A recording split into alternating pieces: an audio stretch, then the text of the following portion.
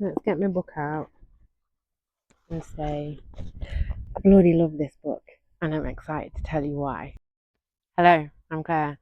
I'm an autistic psychotherapist entering perimenopause, struggling with it and trying to create a new life and showing you it's not just you. I want to talk to you about this book, I Who Have Never Known Man by Jacqueline Hartman. Oh, obviously, many spoilers. Don't watch this if you're planning on reading the book and you don't want to know what happens. So it occurred to me the other day that even though I have had a few conversations about this book with other people that have read it, I've been to a book club, met some new people, heard what they've got to say about it, that I still needed to talk about it. And I realized, oh, I make YouTube videos. I could just talk to a video about whatever it is that I want to say for however long I want to say it. And I could put it out there and people can choose to watch it or not. And people might enjoy it and they might not, but at least I would have got it out. So once upon a time, I thought I didn't have the autistic urge to monologue. I think I do. I just suppressed it for so long that I didn't know. So now I just want to rabble on about this. I've marked all of these pages. So I'm going to do a general, this is what I loved about this book. And then I'm going to go into each page and just say, this bit stood out to me. I've already practiced this once and it took bloody ages. So what I'm actually going to do for each page, which I'll timestamp below, is just read the note that I made. So if you've got the book, you can look in there and see which bit stood out. And I will probably not elaborate too much on why that bit stood out. It will already be in that note. I just want to get autistic about it. I want to gush about how great this is and move on with my life. Honestly, this has been around for me for a while. So welcome to the Peak District. It is currently 30 something degrees, very hot. I'm very glad I found this bit in the shade. The stream here I had to cross to get to this point, which felt very adventurous. I have discovered through reading this and talking to other people that I don't seem to be all that bothered about the questions that haven't been answered. It seems to be that more questions get asked the further along in the book you go. I'm okay with that. That isn't what stuck with me in here. What stood out to me in this book, which I think is a sign of how I'm doing, my overwhelm and tiredness, weariness, and exhaustion at just trying to make it through life, especially being late diagnosed autistic and entering perimenopause. I'm finding things a real struggle. And the bit at the end where everybody else has died and the narrator and gets to explore and just go where she wants when she wants and do what she wants how she wants, and knowing that she can move around without any risk of seeing anybody, nobody asking her questions, not having to talk to anybody, that felt so delicious to me.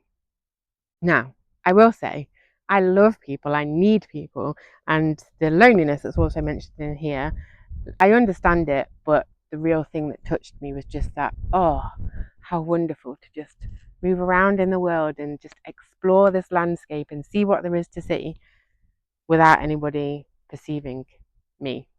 I felt that as I was traveling with her. I also enjoyed the humor. I think there's a little bit of humor in here which is nicely placed. And overall, I think this book is about what does it mean to be human? That question gets asked outright and is alluded to a few times in the book. And that again is what stood out to me. I think as an autistic person, that's generally been okay with their position in the world. Certainly since I started to come back into my body. But I know that there are a lot of autistic people that don't feel like a person. Um, it's quite a common anecdote, I think. Feeling like an alien, not feeling like you belong, not really knowing what it is to be a person, just not feeling like a person. And so I sort of move that along one to what is it to be a human, which is a wider philosophical question. But I enjoyed it being stoked in me as I was reading. So they're my general thoughts about this. I just really enjoyed it. I enjoyed the escapism, the intrigue, the creativity and the imagination of the author actually. I think it's really striking. And I think it was probably helped that a week before I read this, I listened to a story about North Korea. And there was something about the things that I learned about North Korea, which was from a journalist who had lived there for 18 months before leaving again, which obviously doesn't happen very often. I think that had built some kind of picture in me, a foundation in me, and that's how I had that overlaid with the idea of the world that was created here, the regime of North Korea, the great one, and the strictness. This is a great book. Even if you don't like dystopian fiction, it's a great book. I don't like dystopian stuff. I like happy, joyful escapism.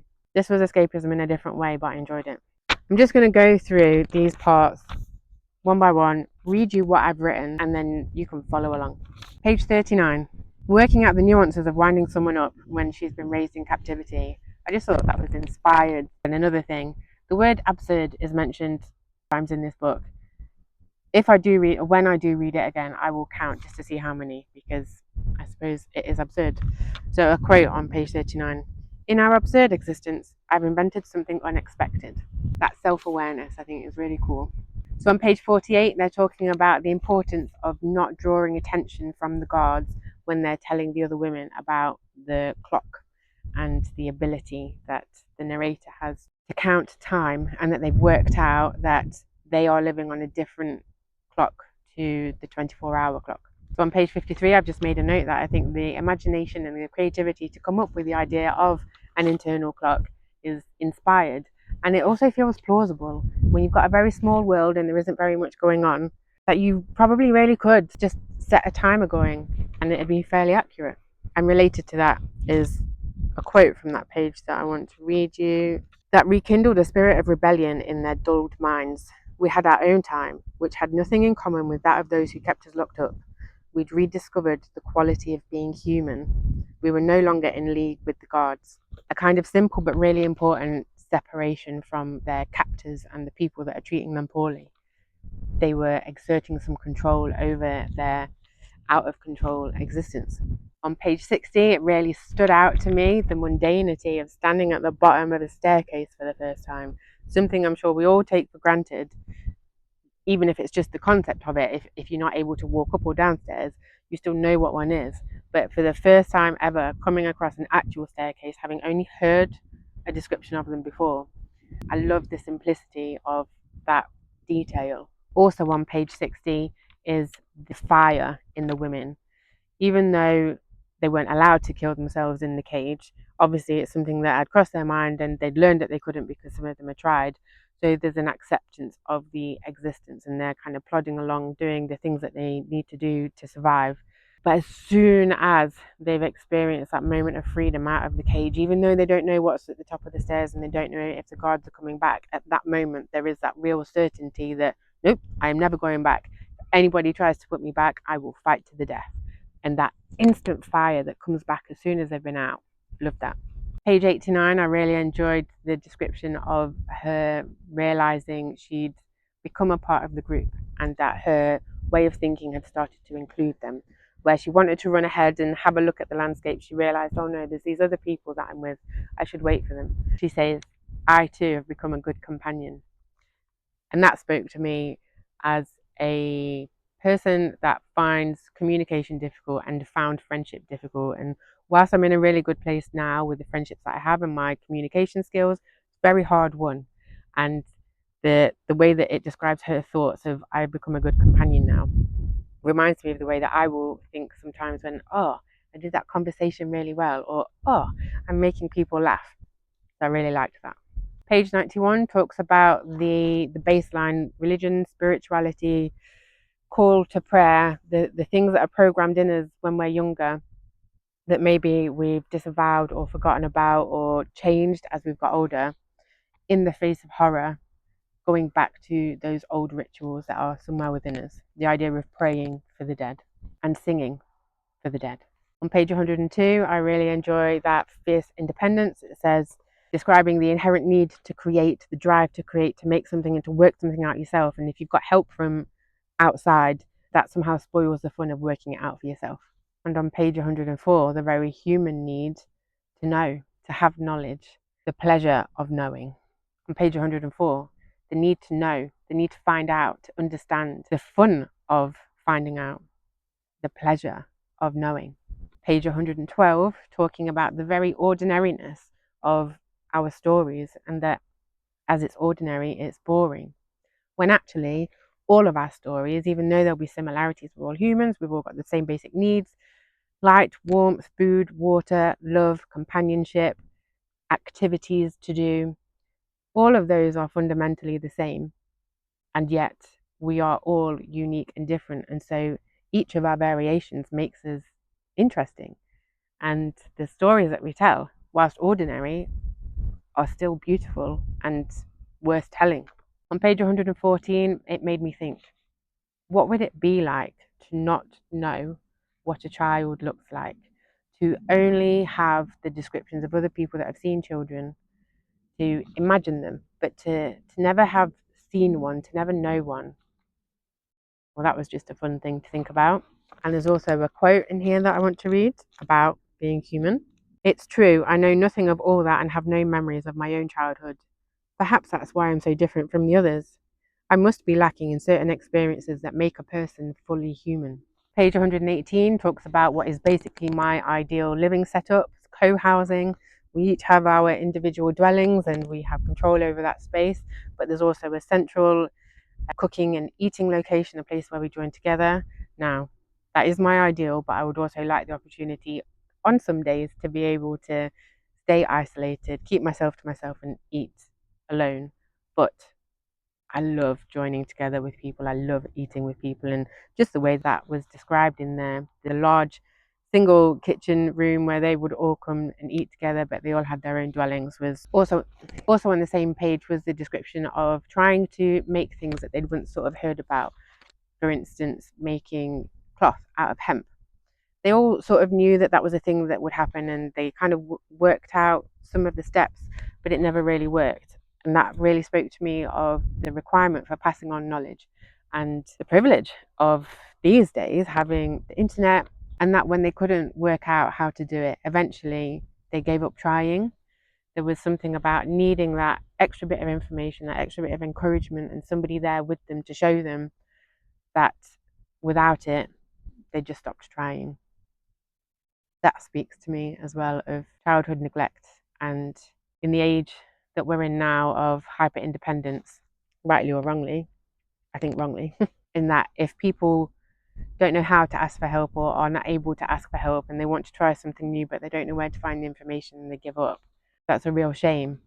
And this really speaks to that. And I don't know, I think I'd like to make a case for changing that.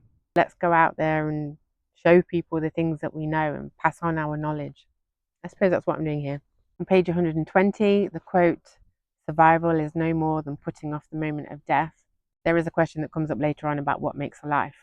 And the description on page 120 about the women sort of slowing down, becoming less present and smaller and not really doing as much because there's less to do, there's less to be engaged with. And so the small tasks that they do have, they're dragging them out and they're making that slower, which is making them slower. And just really interesting to think about how the environment and the things that are available to us impact our way of being or their way of being. On page 122, talking about still being a prisoner even though they're not in the cage, feeling trapped by their circumstances, not having a future.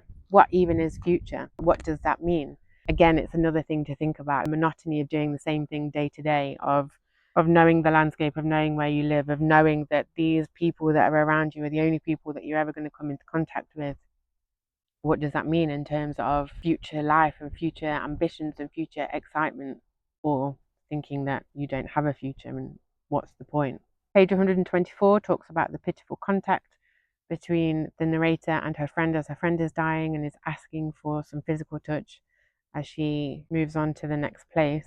It reminded me of an article I read a few years ago about war and soldiers on battlefields of opposing sides. The person that wrote the article talked about coming across a dying man from the other side. And you could see the fear in his eyes, and they didn't speak each other's language, but he was there with him in his suffering, in his passing, simply being present and holding his hand. And that really spoke to me then, as it does now, about the simple humanity of being together with each other. You don't have to converse, you don't have to talk. That's why I go on about silence. But the power of presence and being with somebody through something difficult, even if there are no words, even if you can't find the words, your presence is still important. And this Page 124 really illustrated that for me. There is an enormous dragonfly over there. Beautiful. I wish I could move this around so it could look a little bit different. Page 140 and 141 is the title quote, "I who have never known men." While she is talking about the men in the cage that they found, all dead, of course. Then she's describing the one that stood out to her, the one that separated himself from the other men trying to get out, trying to reach the key. This other guy knew that death was coming, and so he made himself as comfortable as possible, took as much control as he could of the situation, propped himself up, head held high, and let death come. That's another part that stood out for me in this is her commitment to carry this man in mind until the day that she dies. She too would like to die in this way, keep her head up, to be proud, to take some control over this situation that she has not been in control of. And the description of her trying to memorize his face, knowing that she's never going to see him again, but knowing that he's important. And so it reminds me of when the end of a relationship, for whatever reason, if there's still love and there's still care there, but you know that you aren't going to see them again, how important it is to take in every detail of them, to cherish the memory of them. Page 144 made me think about what prompts the decisions when you're completely alone, because I think a lot of the decisions that we all make are somewhat, at least, if not completely, informed by the presence of other people and our interactions with other people and the systems that we're a part of. So if we're not a part of a system and there aren't any other people around, how do you make your decisions? And I enjoyed the quote that the food was pleasantly seasoned with the feeling of complete freedom. Just another one that shows the way with words. I really enjoy Jacqueline Hartman's way with words. Page 151 is the narrator thinking about her thoughts. She could use her thoughts as she pleased, and if she followed them and got somewhere and she didn't want to continue, she could just stop. I think that's something that a lot of us don't really know about or aren't really conscious of, and sometimes feel like we're a slave to our thoughts and we get wrapped up in them and tied up in them and get controlled by them. And actually, we can go wherever we want in our thoughts.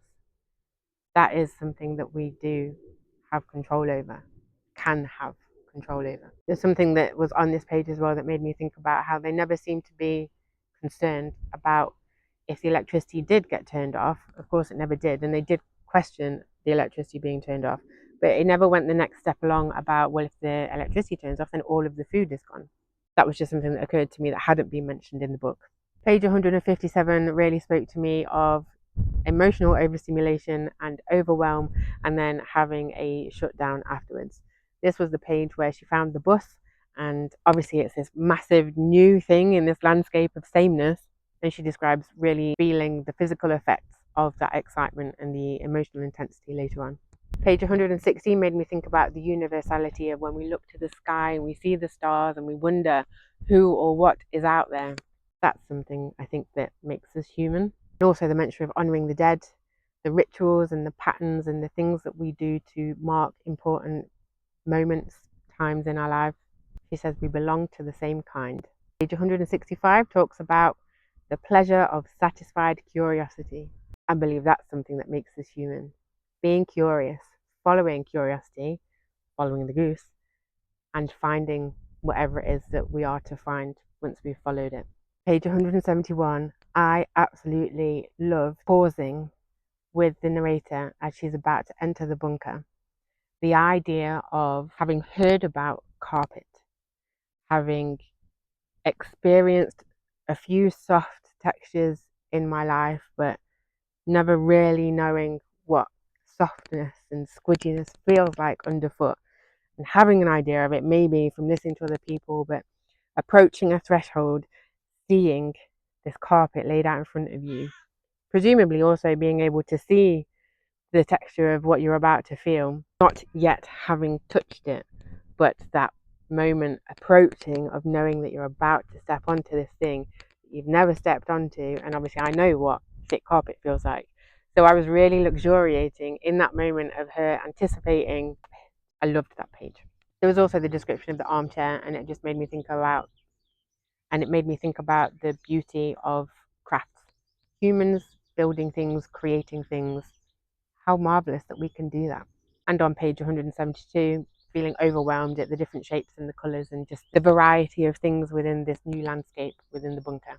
feeling so overwhelmed by it that she needed to go back to something that was familiar to ground herself. So grounding herself, counting her heartbeats again shows the humanness of returning to rituals and the things that help us and soothe us. It made me wonder whether this was a description of autistic shutdown. No. It made me think, is this a description of autistic shutdown being brought on by overstimulation? How long are we on? Half an hour, not so bad. Page 176, she's talking about how to use a bar of soap for the first time. Again, it's just those simple things, what you don't know, but then thinking about all the things that you do know, what would it be like to not know them and then to rediscover them all over again? Mind-blowing thought experiment. Love it. And then, of course, finding the mirror and seeing her face for the first time. It brings to mind the myth of Narcissus, but of course this is for a different reason. It's a different reason of what? It brings to mind the myth of Narcissus. Of course, this has a different outcome, and it's not about being so self-absorbed that you end up falling into the pond. It's more about that natural curiosity about ourselves and the being able to identify with yourself. And I think there's something as well about if you're able to see yourself, it makes yourself real in a world where clearly nobody was reflecting back that she existed. So that's definitely something, if I spend too much time on my own, and I know this isn't only me that experiences this, you can start to question whether there is anybody else in the world. And it can go as far as, do I even exist? And then you can see yourself in the mirror, certainly when I've seen myself in the mirror, or if other people interact with you, oh, I am real, I am here. Oh, look, person. Page 180, talking about the loss of hope in the predictable landscape, but then returning and writing her story, the recording of her story, the recording of her life and that of all the other people she had come into contact with. Somewhere in there, it's an act of hope. Page 183, talking about what is time? What does it do for us? Is it a necessary part of how we anchor ourselves into the present, our existence? More questions. And then page 184, again, the act of writing. And I think I've mixed up this page with 180. The fact that she acknowledges that she's writing this story for a potential somebody to see this in the future. And it made me think about the wonder of writing and reading, that writing is simply patterns on a page and it's a code that we put down thoughts and experiences and somebody else can read them and then they understand our thoughts and experiences and maybe get to feel a bit of those thoughts and experiences. And how marvelous is that? The idea of time travel being a part of that. I read a book from 20 years, well, I read this book from 30 years ago and I travel through time. The person that wrote it has traveled to me, but there's a part of me that's traveling to then. It's a mind book.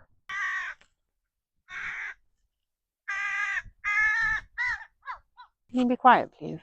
I'm nearly finished. I'm so close to finishing. So the quote on page 184 that got me thinking about all of this.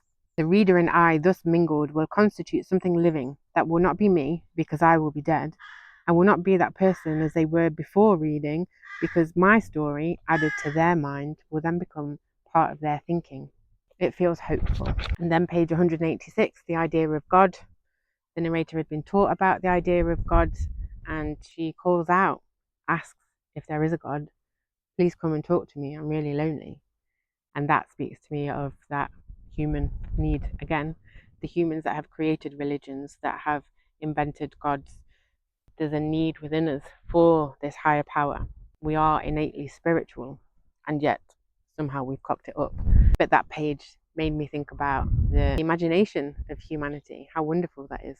And then the last page, again, the title, I Who Have Never Known Men.